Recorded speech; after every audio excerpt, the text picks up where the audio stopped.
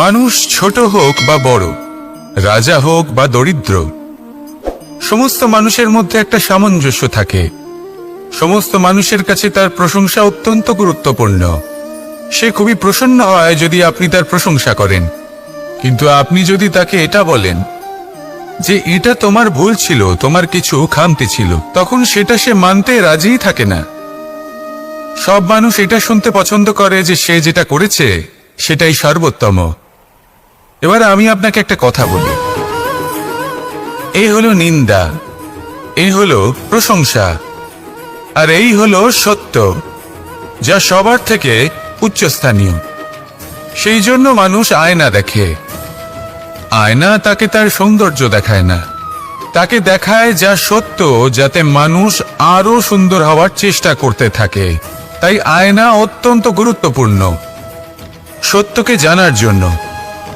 জীবনে নিন্দুকের মাহাত্ম্য প্রশংসকের মাহাত্ম্যের থেকে অনেক বেশি। কেন? কারণ তারা আপনাকে আপনার খামতি দেখায়, আপনার ভুলগুলো বুঝিয়ে দেয়, আপনাকে একটা সুযোগ দেয় নিজেকে শুধরে নিতে, নিজেকে আরো শ্রেষ্ঠ করে তুলতে, যা প্রশংসক করতে পারে না। তাই জীবনে যদি কখনো নিন্দা করা হয়, তাকে ভালোবেসে গ্রহণ করুন, ধন্যাত্মক রূপে গ্রহণ করুন। যদি নিজেকে কোনো শিক্ষা দেওয়া সম্ভব হয় তাহলে অবশ্যই দিন। দেখবেন মন প্রসন্ন হয়ে বলবে, রাধা রাধা। জীবনে কখনো সাফল্য আসে, আবার কখনো অসফলতা, কখনো আশা পাওয়া যায়, কখনো নিরাশা, কখনো জয় লাভ করি, আবার কখনো পরাজয়। এর পেছনের কারণটা জানা অত্যন্ত প্রয়োজনীয়। যদি আমি পরাজয়ের কথা বলি, যখনই আমরা পরাজয় লাভ করি আমরা ভাবতে থাকি যে এমন কেন হলো?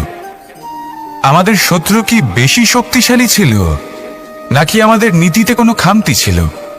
এই সমস্ত কারণের পেছনে খুব বড় একটা কারণ থাকে, আর সেই কারণ আমাদের অন্তরে সুপ্ত থাকে। ধরে নিন একটা পথ, তাতে আপনি চলছেন, সেই পথ কাঁটায় পরিপূর্ণ, কিন্তু আপনি পাদুকা পরে রয়েছেন আর আপনি হেঁটে সামনে এগিয়ে যান। এবার এমন একটা পথ এলো যা পুষ্পে ঢাকা, আর আপনি পাদুকা পরে রয়েছেন, কিন্তু আপনার পাদুকাতে একটা পাথর আটকে গেল। তখন দু পা হাঁটাও খুব কঠিন হয়ে পড়ে। এই সংসারের যে কোনো শক্তি আপনাকে পরাস্ত করার পূর্বে আপনি জানেন কে আপনাকে পরাস্ত করতে পারে? আপনার অন্তরের দুর্বলতা, আপনার অন্তরের সেই সুপ্ত শত্রু। আর সেই জন্য ইতিবাচক মনোভাব গুরুত্বপূর্ণ হয়ে পড়ে। ভালো মানুষদের সাথে থাকুন, সৎসঙ্গে থাকুন, বন্ধুত্ব করুন, ভালোবাসুন। এই ভালোবাসা এত শক্তিশালী এক অস্ত্র যাকে ব্রহ্মাস্ত্রও পরাস্ত করতে পারে না। এই সমস্যারূপী পাথর কিছুই নয়। আসুন আমার সাথে ভালোবেসে বলুন, রাধা রাধা। মানুষের দুটো রূপ রয়েছে। এক, আমাদের এই মুখ, যা শুধুই চোখে দেখা যায়, আর দ্বিতীয় আমাদের এই মন, যা শুধুমাত্র অন্তরাত্মা দ্বারা দেখা যায়। এবার আমাদের এই মুখ, তা ঈশ্বর সকলকেই আগে থেকেই প্রদান করেছেন, কিন্তু এই মন কেমন হবে তা আমাদের জীবনের অনুভূতি এবং আমাদের জীবনের লক্ষ্য এগুলি সুনিশ্চিত করে। অর্থাৎ নেত্র দিয়ে দেখা যায় আমাদের এই মুখ, তা শুধুই এই কারণে প্রয়োজন যাতে সংসার আমাদের দেখতে পায়, আমাদের চিনতে পারে। কিন্তু যদি এই সংসারে আপনি প্রকৃত অর্থে মান সম্মান লাভ করতে চান, তাহলে নিজের অন্তরাত্মাকে আপনাকে বিকশিত করতেই হবে। দেখুন, কথায় আছে এই যে অসুর, তা শারীরিকভাবে উপস্থিত নয়, তা মনের মধ্যে থাকে। যদি এই মন থেকে অসুরকে বের করে দেওয়া যায়, তাহলে শরীরে তা উপস্থিত থাকবেই না। তাই মনকে শুদ্ধ করুন আর আমার সাথে ভালোবেসে বলুন, রাধা রাধা। মানুষ যখনই একে অপরের সামনে নিজেদের হৃদয়ের ভাবনা প্রকাশ করে, তখন এক অত্যন্ত প্রভাবশালী মাধ্যম তারা ব্যবহার করে, যাকে ভাষা বলা হয়। এবার আমি দেখেছি যে একজন মানুষ অনেকগুলো ভাষাতেই নিপুণ। আমি এটাও দেখেছি যে মানুষ অনেকগুলো ভাষায় কথা বলে, কখনো কখনো অনেক ভাষা মিলিত করে তার প্রয়োগ করে, উচিত প্রকারে তাকে ব্যবহার করে না, না সেটাকে সম্মান করে, আর না ভাষাকে শুদ্ধ রাখে। আর এটা হলো অনুচিত। যদি ভাষাকে শুদ্ধ রাখেন তাহলে ভাষা আপনার চরিত্রকে শুদ্ধ রাখবে, তা আপনার একাগ্রতা বাড়িয়ে তুলবে। এই প্রত্যেক ধ্বনিকে অনুভব করে যদি আপনি শব্দের উচ্চারণ করেন, ভাষাকে প্রয়োগ করেন, তাহলে আপনিও আনন্দ পাবেন, আর যিনি শুনছেন সেই ব্যক্তির কানেও মধুর শব্দ বাজবে। তাই মনে রাখবেন, যে ব্যক্তি ভাষার পবিত্রতাকে সম্মান করে তাকে সংসারও সম্মান করে। ভাষাকে শুদ্ধ এবং পবিত্র রাখুন, তাহলে ভাষা আপনার চরিত্রকেও শুদ্ধ এবং পবিত্র রাখবে। আর এই মন সুপ্রসন্ন হয়ে বলবে, রাধা রাধা। এ হলো রামায়ণের সময়কালের কথা। সেতু নির্মাণ করার কাজ চলছিল। সমস্ত বানর সেনা এই কাজে নিযুক্ত হয়েছিলেন। বড় বড় পাথর তুলে নিয়ে এই বানর সেনা সমুদ্রে ফেলছিলেন। এই কাজ চলছিল। এমন সময় ছোট্ট একটা কাঠবিড়ালি এলো। ছোট ছোট মাটির ডেলা হাতে নিয়ে সাগরের কাছে যাচ্ছিল, আর বড় বড় পাথরের পাশে রেখে দিচ্ছিল। যথাসম্ভব সেখানে রেখে আসছিল। সারা দিন ধরে সে এই পরিশ্রম করেই যাচ্ছিল। এবার শ্রীরাম তার এই কাজ দেখতে পেলেন। সেই ছোট্ট কাঠবিড়ালিটিকে নিজের হাতে তুলে নিলেন এবং অত্যন্ত ভালোবেসে তার পিঠে হাত বুলিয়ে দিলেন। কথায় আছে যে কাঠবিড়ালির পিঠে যে দাগ আছে, সেই 3টি দাগ এসেছে শ্রীরামচন্দ্রের 3 আঙুলের থেকে। যে কাজ আপনি করছেন তাতে সমস্ত শক্তি প্রয়োগ করুন। যতটা আপনার সামর্থ্য রয়েছে, যতটা আপনার প্রতিভা রয়েছে, সম্পূর্ণভাবে উৎসর্গ করে দিন। ঠিক এমন ভাবে কর্ম করুন। সেই কাঠবিড়ালি কিন্তু তাই করেছিল। সেই জন্য শ্রীরামের সাথে সেও সেই কাহিনীতে অমর হয়ে গেছিল। সম্পূর্ণ শক্তি প্রয়োগ করুন, সম্পূর্ণ সামর্থ্যের সাথে কর্ম করুন, কারণ এটাই হলো শ্রেষ্ঠ পথ কোনো কর্ম করার। আসুন আমার সাথে ভালোবেসে বলুন, রাধা রাধা। এই সংসারে যখন সাফল্যের পথে আপনি অগ্রসর হবেন, তখন আপনার পরিশ্রম, একাগ্রতা, সাহসের সাথে সাথে সমাজের মানসিকতাও সহ্য করতে হবে। প্রত্যেক ব্যক্তি কিছু না কিছু ভাবেন, কিছু না কিছু বলেন। কিছু মানুষ এমন আছেন যারা ভাববেন যে আপনি কিছুই করতে পারবেন না।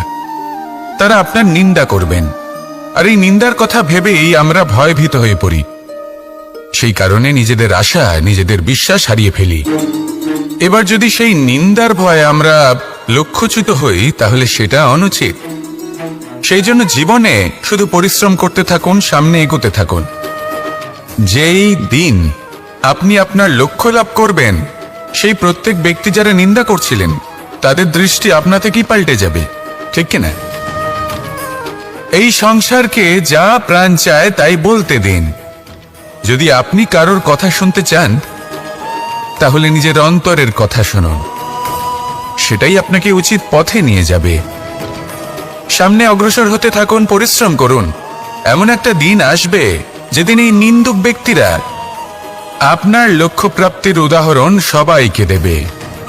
আসুন আমার সাথে ভালোবেসে বলুন, রাধা রাধা। মানুষ সুখী জীবনযাপনের প্রতি এতটাই অভ্যস্ত হয়ে পড়ে যে একটা ছোট্ট সমস্যা এলেই সে সবার থেকে সাহায্য চাইতে শুরু করে দেয়। সে সাহায্য লাভও করে এবং সেই সংকট থেকে সে বেরিয়েও আসে। কিন্তু এই সাহায্য কিছু মুহূর্তের, আর কিছু মুহূর্তের হলো এই দুঃখ। এই 2 মুহূর্তের সাহায্যের জন্য আজীবন আপনি তার কাছে ঋণী হয়ে থাকেন। আর মানবিকতার খাতিরে আপনার মনে কৃতজ্ঞতা জেগে ওঠে। আর সেই কৃতজ্ঞতা বোধ হলো যে আপনি কখনো সেই ব্যক্তিকে ছাপিয়ে যেতেই পারবেন না। সেই জন্য জীবনে সবসময় চেষ্টা করবেন নিজেকে প্রস্তুত রাখতে, সেই সব সমস্যার জন্য, সেই সব বাধার জন্য যেগুলো আপনার জীবনে আসতে পারে। ততক্ষণ সাহায্য চাইবেন না যতক্ষণ না অন্য কোনো পথ না থাকছে। সাহায্য চাওয়া অনুচিত নয়, কিন্তু সাহায্য চাইলে এবং সাহায্য পেলে আপনি আজীবন কৃতজ্ঞ এবং ঋণী হয়ে থাকবেন। আর তারপর একদিন আপনি পরিবর্তন দেখতে পাবেন। যে কিভাবে আপনি ছোট ছোট সমস্যার জন্য সাহায্য না চেয়ে বড় বড় সমস্যার সম্মুখীন হতে প্রস্তুত হয়ে গেছেন। এটাই হলো সংসারের নীতি। এটাই পালন করুন আর আমার সাথে ভালোবেসে বলুন, রাধা রাধা। এমন অনেক মানুষ আছেন যারা আমাকে ভগবানের পরিভাষা জানতে চান, যে ভগবান আসলে কি, তিনি কেমন। এবার দেখুন, ভগবান হোক বা আপনার স্বপ্ন হোক বা আপনার লক্ষ্য হোক না কেন, সেই লক্ষ্য তখনই পূর্ণ হয়, তখনই তাকে লাভ করা সম্ভব যখন আপনার দৃষ্টিভঙ্গি মঙ্গলময় হয়, যখন আপনি নিজে মনে করবেন যে আমি যেটা পেতে চাইছি তা শুভ। উদাহরণস্বরূপ, কোনো পাখিকে দেখুন, সে গাছের ডালে বসে এবং সেখানেই বিশ্রাম করে, কিন্তু পড়ে না। কেন?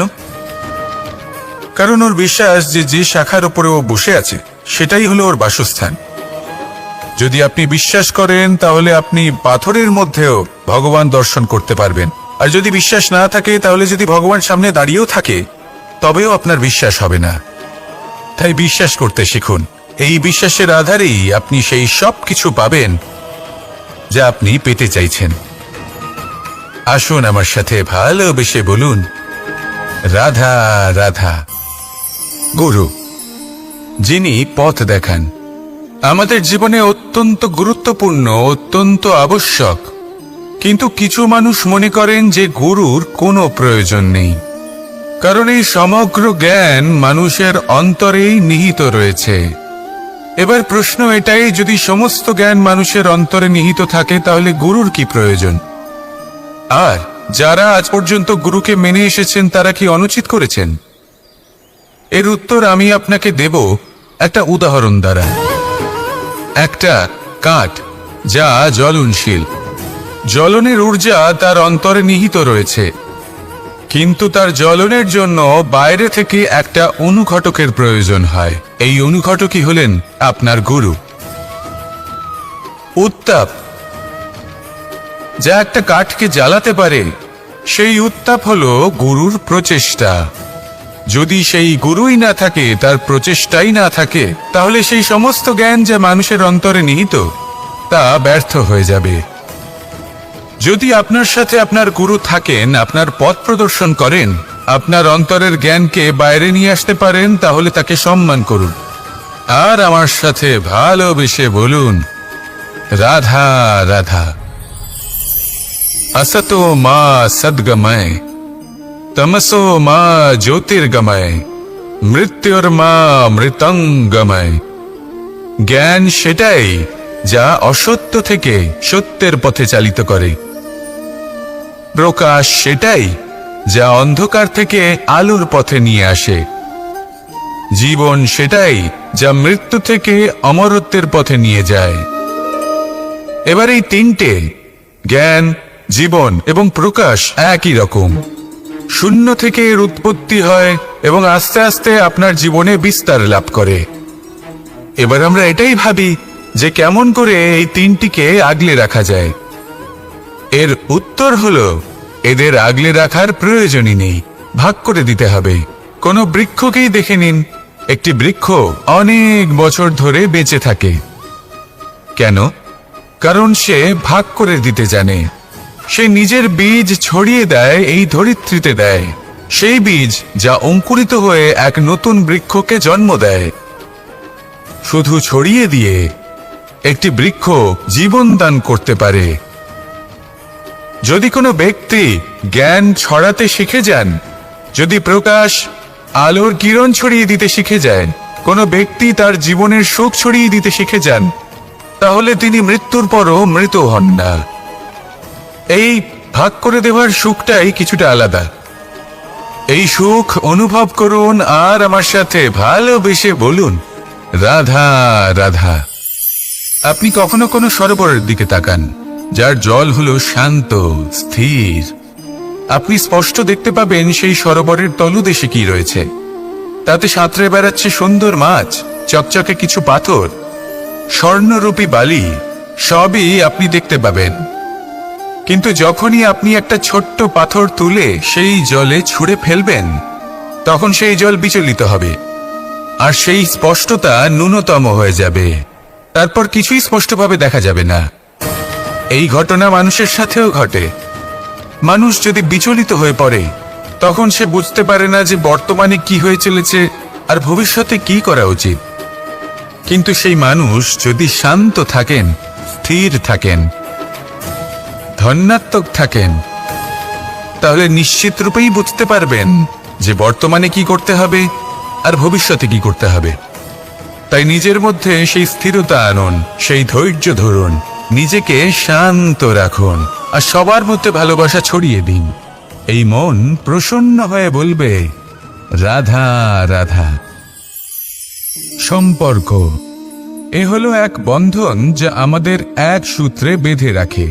কিন্তু এমন কিছু ব্যক্তি থাকেন যারা এই সম্পর্কের বিষয়ে নিজস্ব একটা ধারণা করে ফেলেন যে সম্পর্ক এরকম হওয়া উচিত, সম্পর্ক সেরকম হওয়া উচিত।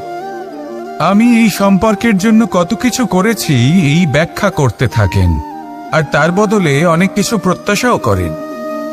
কিন্তু সত্য হলো এটাই যে সব সম্পর্ক একরকমের হয় না, কিন্তু প্রত্যেক সম্পর্কের একটা বিশেষত্ব থাকে।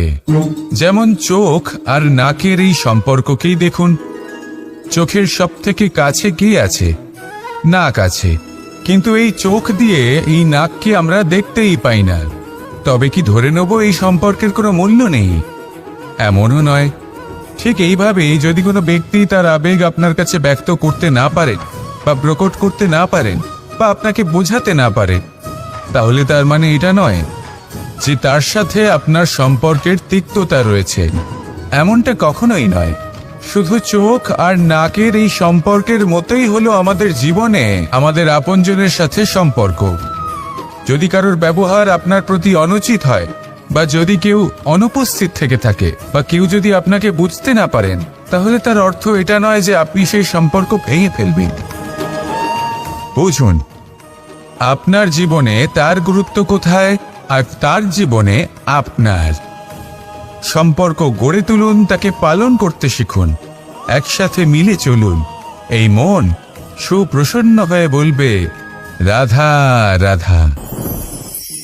এই সমগ্র সংসারের সব থেকে গুরুত্বপূর্ণ ব্যক্তি কে? স্বয়ং আপনি। নিজের জন্য তো বটেই, তাই না?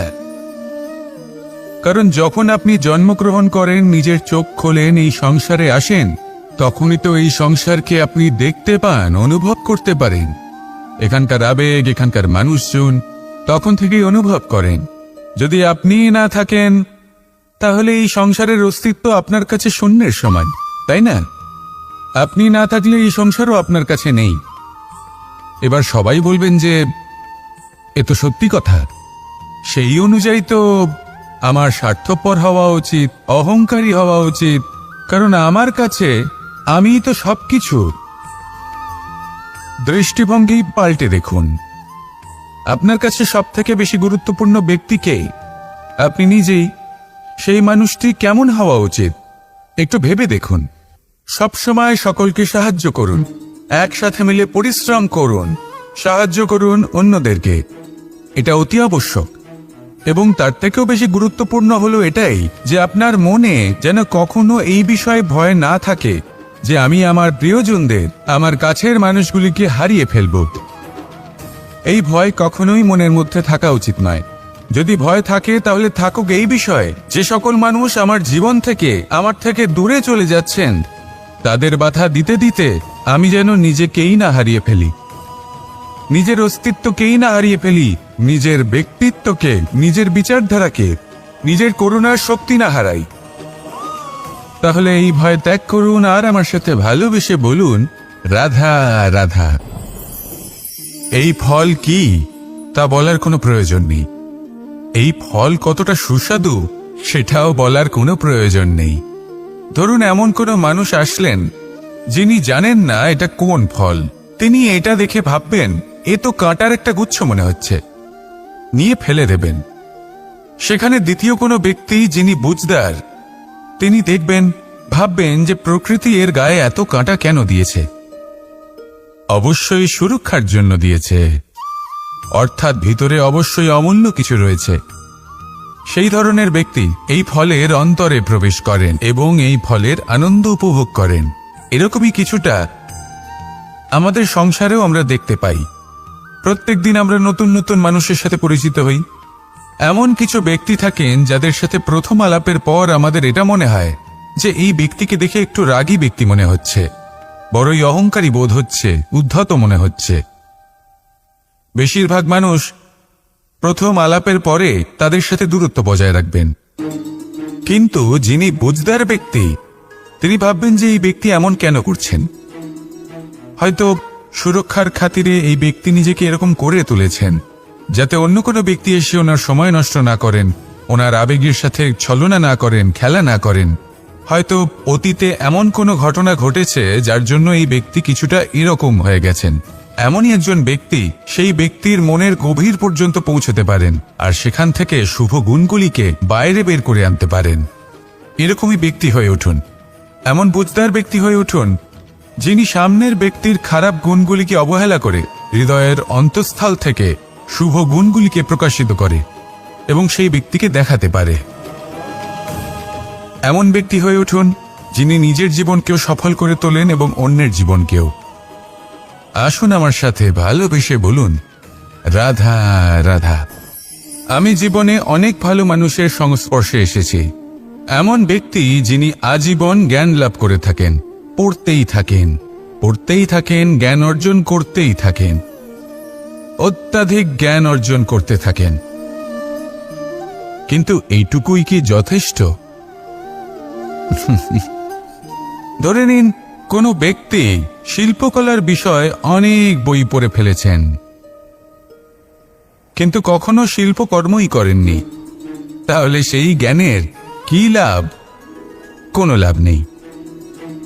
এবার এটাই আমাদের জীবনে শেখা প্রয়োজন। আমরা জ্ঞান অর্জন করি কিন্তু তা যাপন করি না, তা কর্মজীবনে প্রয়োগ করি না। তাহলে এতে কি লাভ হবে? জ্ঞান আছেই সেই জন্য যাতে আমরা জীবনকে আরো শ্রেষ্ঠ করে তোলার জন্য তাকে প্রয়োগ করি। এই জ্ঞান এবং কর্মের একসাথে পথ চলাটাই আবশ্যক। তবেই এই জ্ঞান অভিজ্ঞতায় পরিণত হবে। আর অভিজ্ঞতা দ্বারা যে জ্ঞান লাভ হয় সেটাই সবথেকে বেশি গুরুত্বপূর্ণ, সেটাই হলো সবথেকে বেশি লাভদায়ক। সেই জন্য শুধু জ্ঞান অর্জন করবেন না, তাকে প্রয়োগ করুন, তাকে কর্মজীবনে প্রয়োগ করুন, জীবনকে আরো শ্রেষ্ঠ করে তুলুন। আর আমার সাথে ভালোবেসে বলুন, রাধা রাধা। এটা হলো একটা সাদা পাতা। এবার এতে আমি যাই লিখব সেটাই এর অস্তিত্ব হবে। এতে আমি প্রেমের কিছু কথা লিখে একে প্রেম পত্র বানিয়ে তুলতে পারি। মাতা পিতার জন্য একটা শুভ সংবাদ লিখতে পারি। শত্রুর বিষয়ে সতর্ক করব বলে সেনাকে একটা সংবাদ লিখতে পারি। দ্বারকাবাসীর জন্য কোনো সংবাদ পাঠাতে পারি। যাই লিখব এই পত্র সেটাই হয়ে উঠবে। সেই রকমই হলো আমাদের জীবন। আমরা যেমন কর্ম আমরা করব, আমাদের অস্তিত্ব এবং ব্যক্তিত্ব ঠিক তেমনই হয়ে উঠবে। যদি আপনি একটা অসাধারণ, উজ্জ্বল এবং সম্মানজনক জীবনযাপন করতে চান, তাহলে তার একটা রহস্য আপনাকে বলি। যেমন কথন হবে, কর্ম তেমন হবে। অর্থাৎ যতটুকু বলেছেন ততটুকুই করুন, আর যতটুকু করেছেন ততটুকুই বলুন। এই একটা নিয়ম যদি আপনারা পালন করেন, তাহলে এই সংসারের সমস্ত পণ্ডিত আপনাকে অবশ্যই সম্মান করবেন। তাহলে এটাই করুন আর আমার সাথে ভালোবেসে বলুন, রাধা রাধা। বিন্দু বিন্দু জলেই সাগর নির্মাণ হয়। এবার এই কথা আমরা সকলে জানি। আপনি কি এই কথাটা জানেন যে ছোট ছোট সুখের দ্বারাই বড় সুখ লাভ করা যায়? একজন বাবাকে দেখুন, সন্তানের জন্ম থেকে তার যুবক হওয়া পর্যন্ত তার সাথে ছোট ছোট সুখ যাপন করেন। এই ছোট ছোট সুখগুলি তাদের প্রেমের সম্পর্কে গভীরতা নিয়ে আসে এবং প্রেমের এই গভীরতা তাদের জীবনে বড় সুখ নিয়ে আসে। এটা ঠিক সেই রকম যেরকম বিশাল এক সমুদ্রে, গভীর এক সমুদ্রে অমূল্য রত্ন খুঁজে পাওয়া যায়। এটাও ঠিক সেরকমই। সেই জন্য জীবনে বড় বড় সুখের খোঁজ করতে গিয়ে সময় নষ্ট করবেন না। এই যে ছোট ছোট সুখ আছে, এগুলোকে যাপন করা শুরু করুন। এগুলোর আনন্দ লাভ করুন, এগুলো নিয়ে উৎসব পালন করুন। প্রেমের গভীরতা বুঝুন আর এই গভীর প্রেমে মন নিমজ্জিত করুন। তারপরে দেখুন এই মন আর এই জীবন সুপ্রসন্ন হয়ে বলবে, রাধা রাধা। মানুষের জন্ম কখনো তার ভবিষ্যৎ নির্ধারণ করতে পারে না। হ্যাঁ, ওর জীবনযাত্রা অবশ্যই সুখময় হতে পারে, নির্ভর করে যে ও কোন পরিবারে জন্ম নিচ্ছে, তার পরিবার পরিজন কে হন, তার মাতা পিতা কে হন, তাকে কেমন শিক্ষা দেওয়া হয়েছে, কেমন ভাবে পালন করা হচ্ছে। সে কিন্তু কুপাত্রও হতে পারে, আবার সুপাত্রও হতে পারে।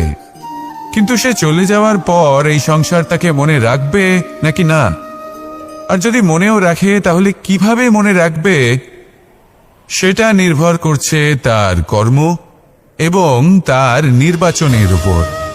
ঠিক যেমন বর্ষার এই জলের ফোঁটা যখন মেঘ থেকে ঝরে পড়ে, তখন তার এই নির্বাচন হলো গুরুত্বপূর্ণ, কারণ তার নির্বাচন তার উপর নির্ভর করছে তার ভবিষ্যৎ কেমন হবে। ঝিনুকের মুখে পড়লে মুক্ত হয়ে ওঠে, সাপের মুখে পড়লে বিষ, আর যদি কোনো পাতায় পড়ে তাহলে শিশিরে পরিণত হয়। তাহলে কর্ম এবং নির্বাচন দুটি জীবনে গুরুত্বপূর্ণ। এদের বিষয়ে বিশেষ যত্ন নেবেন এবং আমার সাথে ভালোবেসে বলবেন, রাধা রাধা। আমাদের সকলের কাছে বৃক্ষ অত্যন্ত প্রিয়। আমরা সর্বদাই চাই এই বৃক্ষ যেন সবুজ থাকে, ফুলে ফলে ভরে থাকে, আমাদের ছায়া প্রদান করে, তা যেন সুস্থ থাকে, আমাদের ফল প্রদান করে। আর সেই জন্য আমরা প্রতিদিন সেই বৃক্ষকে জল প্রদান করি। কিন্তু কখনো ভেবে দেখেছেন যে জল তো আমরা বৃক্ষের গোড়ায় দিই, তারপরেও এই জল সেই বৃক্ষের প্রত্যেকটি পাতায় ঠিক পৌঁছে যায়? এটা কিভাবে সম্ভব? কিছুটা এরকমই হলো আমাদের কর্ম। যদি এই পৃথিবীতে থেকে শুদ্ধ মনে সৎকর্ম করেন, এই কর্ম সোজা ঈশ্বরের কাছে গিয়ে পৌঁছয়। যদি শ্রদ্ধা ভাব নিয়ে সমর্পিত হয়ে শুদ্ধ চিত্তে আপনি কাউকে সেবা করেন, তা সে মাতা পিতাই হোক, পরিবার হোক, গুরু হোক, পশুপক্ষী হোক বা সমাজ হোক, তাহলে সেটা সোজা ঈশ্বরের চরণে সমর্পিত হয়। সবসময় শুদ্ধ চিত্তে সমর্পিত হয়ে এবং মনে শ্রদ্ধা ভাব নিয়ে কর্ম করুন। ঈশ্বর নিজে থেকেই এর ফল আপনাকে প্রদান করবেন। আসুন আমার সাথে ভালোবেসে বলুন, রাধা রাধা। ইচ্ছে এবং চেষ্টা এই দুই মানুষের মধ্যে আছে, কিন্তু এই দুইয়ের মধ্যে সামঞ্জস্য থাকা খুব প্রয়োজন। আপনার যা ইচ্ছে সেটা পূর্ণ করার জন্য চেষ্টার প্রয়োজন তো অবশ্যই। আপনি যে স্বপ্ন দেখেন সেটা পূর্ণ করার জন্য নিদ্রা ত্যাগ করে চেষ্টা করা অত্যন্ত প্রয়োজনীয়, নয়তো এই স্বপ্ন কখনোই পূর্ণ হবে না। যদি আপনি কোনো প্রশ্নের উত্তর চান তাহলেও আপনাকে চেষ্টা করতেই হবে। জীবনে যদি সামনে এগোতে হয় তাহলে পাকে কষ্ট দিয়ে সামনে এগোতে হবে, চেষ্টা অবশ্যই করতে হবে। যদি আপনি চেষ্টা না করেন, পরিশ্রম না করেন, তাহলে এই সংসার আপনাকে পেছনে ফেলে সামনে এগিয়ে যাবে। নিজের ইচ্ছেগুলিকে মন থেকে বাস্তবে আনুন আর চেষ্টার দ্বারা তাকে সার্থক করুন। এই মন প্রসন্ন হয়ে বলবে, রাধা রাধা।